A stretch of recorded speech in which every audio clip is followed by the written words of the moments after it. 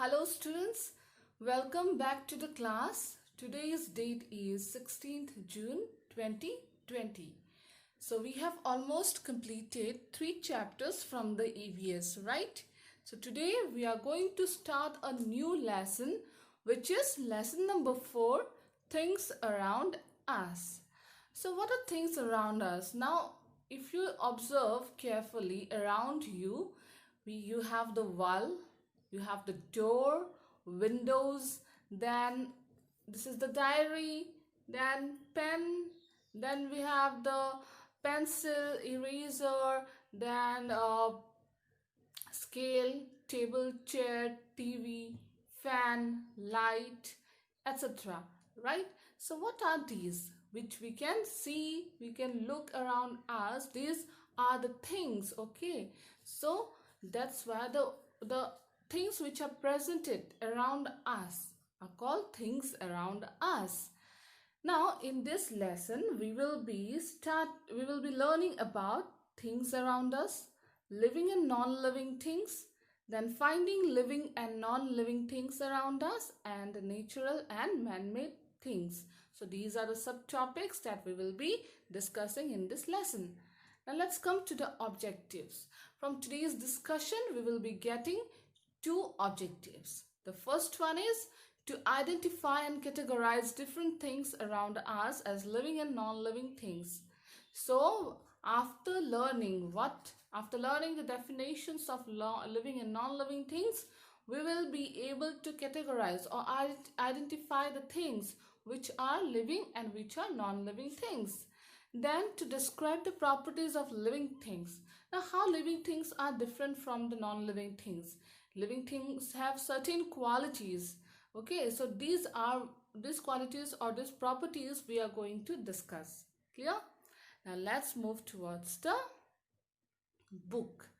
Now before starting, there is a question here, right? If you need to move a table, you have to push or lift it. Why cannot the table walk or run? Have you ever thought, this kind of thing thought came to your mind?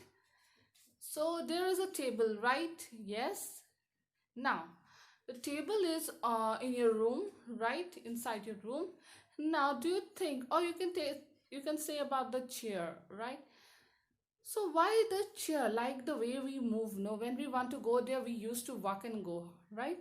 Then why the chair or the table, they cannot move on their own? Why we have to push them? Why they cannot walk or run? Did you ever think about it? Yes, because these things are non-living things, and non-living things cannot walk or run. And we are human beings. Human beings are living things, right? Therefore we can walk and run, also jump. We can do many things, but the non-living things cannot do. Clear? As the table is a non-living thing, so it cannot walk or run on its own, but we have to push them or lift it. Clear? Now let's move to the next one. Now as you can see on the screen, this is a part from the book, right? There are many things around us. What are they? Let us find out. So here is a picture of the things that given on your book, right? The first one is the stone, bird, pencil, table, dog, people, book, tree, shoe, water, fish, soil. So these are some of the things which are very common to us, or which we see around us. Now let us find them which are living and non-living. Okay, now the stone, right? The stone, what do you think the stone is? It a living or a non-living? Because if I ask you, does the stone can walk or run? Do you think? No. Therefore this is the stone is the non-living things. Now let's come to the bird. Now bird can fly on its own. It can eat on its own. It can go wherever it wants, but it can go wherever it wants on its own, right? So this is a bird is a living being, or you can say living things. Now pencil, we can write with the pencil, right? When we sharp the pencil, does the pencil shout, oh, I got hurt? No. Does it any sound comes? No, because it is a non-living things, and whenever we sharp the pencil, no, it doesn't get hurt. But if we get a cut on our finger on, or we get hurt, what do? Ouch, I got, it's paining, right? But the pencil doesn't get hurt because it is a non-living thing. Clear? Then we have got the table. We have discussed about the table as non-living thing. Next we have the dog. A dog, what do you think? Dog is a living or a non-living thing? Yes, it is a living thing. And the people means the human beings, right? So what are human beings? Are they living or non-living? Yes, they are living. Next is a book. So what book can talk? Book can walk? Book can run? Book can jump? No, it cannot. We have to, it cannot turn the pages on its own, right? We have to flip the page and turn it, right? That's why it is a non-living thing. Next we have the tree. Now tell me, what about the tree? Tree cannot move, right? Tree cannot move. It is wherever we put it, it grows there itself, right? It cannot move. Have you ever seen a tree moving or walking or running? No, right? But does it grow? Have you ever seen a seed growing to a tree? Yes, yeah. So everybody has different movements. So tree, though tree is also a living thing. Why? Because it grows, right? From a seed, from a very tiny seed, it grows to a big tree, right? Therefore, and this is also a kind of movement. Clear? So that's why tree is a living thing. The next is the shoe. Do you think the shoe is a living? Definitely not. So shoe is a non-living thing. Then we have the water, fish and soil. And what about the water? Water is a living or a non-living? Think about it. Yes, it is a non-living. Water is a non-living. Then fish. Fish is a living and soil is a non-living. Clear? So these are the categories of living and non-living. The first thing, now how we are going to identify the living and the non-living? Do you know? Yes. Take your hand and keep it on your chest. Take your hand and keep it on your chest. Now, just keep quiet and listen to the heartbeat. Right? Yes. Is the heart beating? Yes. And when we are breathing, no, when we are breathing in and out, no, what does it happen? It grows out and then again it comes back, right? So this is living beings breathe and they have a heart, okay? Therefore, whenever you keep your hand on the chest, you will come to know that it is a living being. Not only your, even in the bird, if you keep your hand or the finger on their chest, you will come to know that it is breathing, right? When we breathe in and out, know what happens? Our body moves up and down, right? So this is a identity, or we can signify that this is a living being or a living thing. Now let's come to the next one. Look at the picture given below. Can you name the things you see in the picture? So will you be able to name the pictures here? This is a water park, okay? So I guess most of you have went to the water park, right? So what do you see here? Here are water. We are seeing water, right? Then tubes. What tubes where the children are playing? Then there are slides. Then elephant is there, that is elephant is that is the statue elephant, okay. Then we have the kids, the people you can say. Then we are seeing the trees, water, water tubes, people, flags, right?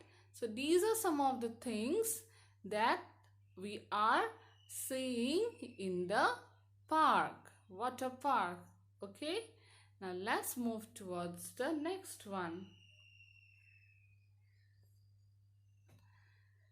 Okay, I know that you haven't been to the classroom yet, the SFS classroom, right? Because of the lockdown, but I have given here a picture of a classroom. Now let us look into the classroom below. Can you find out what are the things that move and the things that do not move? Now this is a picture of a classroom, okay? So can you tell me which are the things that move?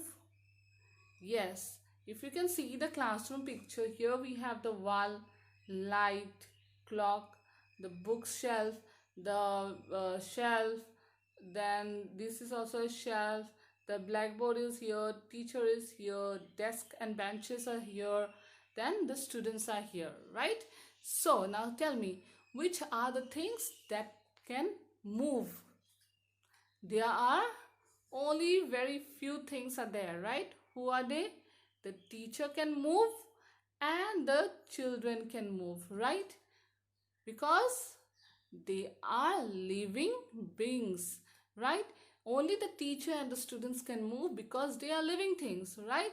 But what about the other things? They do not move. The shelf do not move, the blackboard, clock, the bench and desks, they do not move. Why? Because they are non-living things. Clear? So these are the things. When you come to the classroom, we will find out more which are the things that can move and which cannot move. Okay, we will identify in our own classroom. Now let's move towards the living and non-living things. So look around. What are the things that move in your classroom? So we have already discussed that some things do not move on their own. The things around us can be of two types: living things and non-living things. Okay. So let us first read the yellow box. There are different types of things around us. They can be living things or non-living things. So the things have been categorized only into two parts, okay? One is the living things and the other is the non-living things. So you will come to know that if it is breathing, if it has a heart, then it is a living thing. And if that particular thing doesn't move, if it we have to push it, we have to lift it, right, or we have to turn it, then we will come to know that it is a non-living thing. Clear? Now living things, example: people, dogs, fish, trees, birds. And non-living things, example: stone, water, shoe, table, pencil. Now here I have given a picture, right? Are you looking at, can you see on the screen? Yes. So this is a picture. So what do you find here? These are the people, right? So what are people? They can breathe, they can move, they can walk, they can talk, they can eat on their own, right? So that's why if they can do their work on their own, they are living beings, and even they can breathe also, right? Now, and what are these? These are the animals, right? So animals, even they can eat their own food. They can find their food and they can eat it. They grow from the baby to the big elephant or any animal. Then they also have a heart. They have blood. They breathe in and out, right? Therefore, they are living things. Then we have got the plants.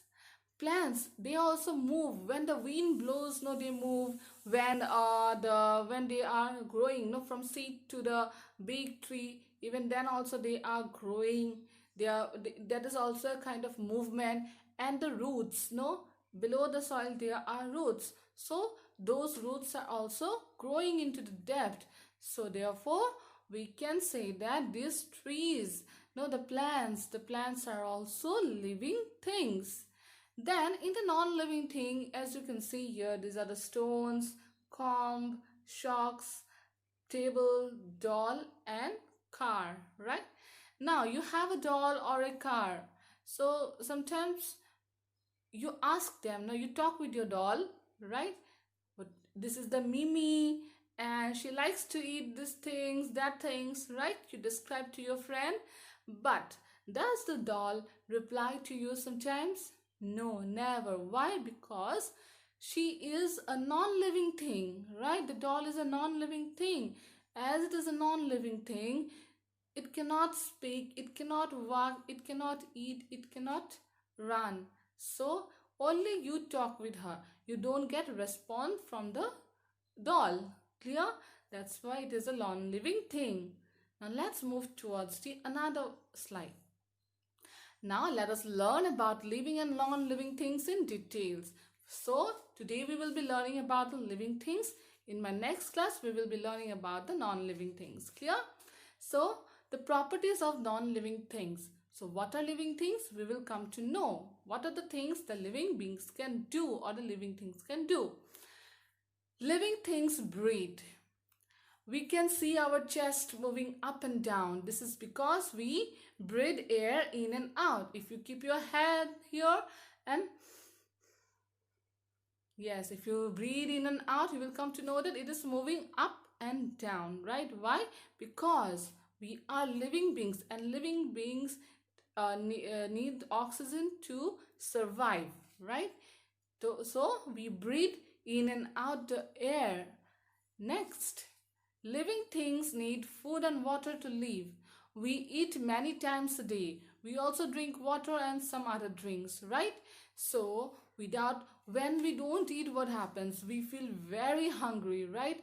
And even when we don't get to eat, when we are hungry, when our mind doesn't work, we get angry, irritated, right? Therefore we need food to survive. And if a person doesn't eat, then he is going to die, of course, right? So we need food and water to live. Even also water, if we don't drink it time to time, we are going to die. So food and water are the most important things that we need to drink and eat many times a day. And also to grow, right? We need this nutritious food. Therefore living beings eat. Have you seen a table drinking water or food? Have you seen a chair drinking water or food? No, because they doesn't grow. Whatever size we make it, they stays the same, similar in that way. Clear? Now let's move towards the next slide. Living things grow from small to big. If you look at our picture, our old pictures, we look small in them, right? Now we look bigger. This means we grew up. Plants and animals also grow. As you are looking at the picture here, no? See? First, even you can talk about yourself. Have you seen your uh, younger version of your parents? I mean, when they were baby. Have you seen your parents as a baby in a photo? Most of you have seen that you have some photographs of your parents when they were very little, right? Now just think about it. So when they were born, they were baby. Even you were also you were also baby, right?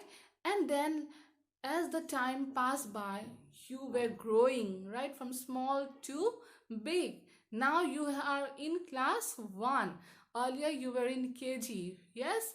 So from KG you have now become to class 1. Then next year you will go to class 2. Then after that 3, 4, 5, 6, and then you will get to class 10. And then you're going to give your board exam. Then after 11, 12, then someday you are going to, after that, after finishing your studies, you will be going for the job, you will be getting married, you'll then after that you are going to be a grandfather, right? So these are the stages that we grow from small to big. Not only we, even the animals, as you can see in the picture, the dog, those who have pets in their house, you can know that the dog, when they are born, or they are very tiny like this, right? Then as the days are passing by, they grow, right? They grow into a big dog. And then we have the plants too, right? As you can see here, the plants. First, we put into the soil as a seed, right? We put into the soil a seed, right? And then the sprouts come out, then the leaves, then little by little it grows, and then it grows into a big tree, right? So this is how living things grow from small to big. Now those who have babies in their house, younger brother or sister in their house, you must have found that when they are born they are very tiny, right? And as the days were passing by, they started to crawl, then they started to stand up, right? So this is how everything, the living beings, not everything, the living beings grow from small to big. And the next one, number 4, living things can move. Of course, living things can move. We can walk, run, and jump. Plants are also living things. Do plants move from one place to another? No, they do not walk, run, or jump, but they move in many other ways. Do you know the name of a flower that moves towards the sun? Okay, so living beings can move. So everybody can move. Okay, those which are living beings, everybody can. Now we already know that animals and people, we can walk, run, jump, we can do whatever we want.